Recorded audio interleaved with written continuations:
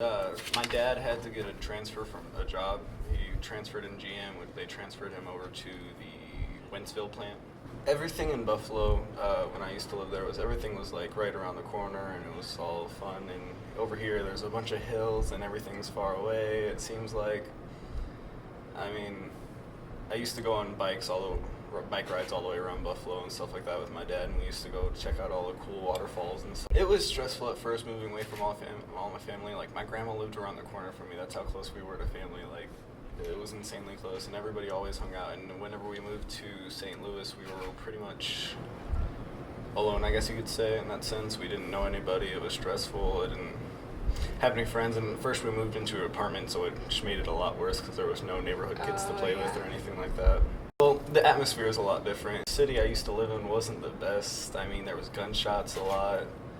I remember one of my favorite memories is whenever I was laying on the porch with my dog, and a homeless person came walking by with a shopping cart full of goods, and it was just a really good day because it was like 5 in the morning, it was a sunrise.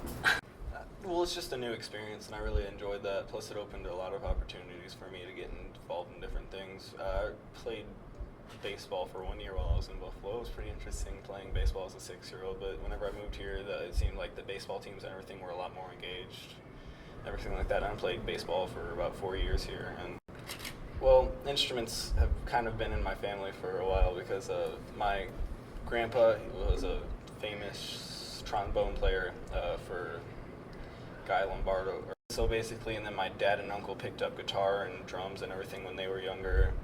So basically, he plays piano, drums, all that stuff. He's amazing. And my dad, he records a little bit of music too. So basically, it was just natural for me to pick up an instrument. It runs in the blood, I guess you could say. And when my parents' divorce came around, it was probably one of those things that also pushed me into doing it. It was a way of getting away from things, even if I couldn't express myself that well.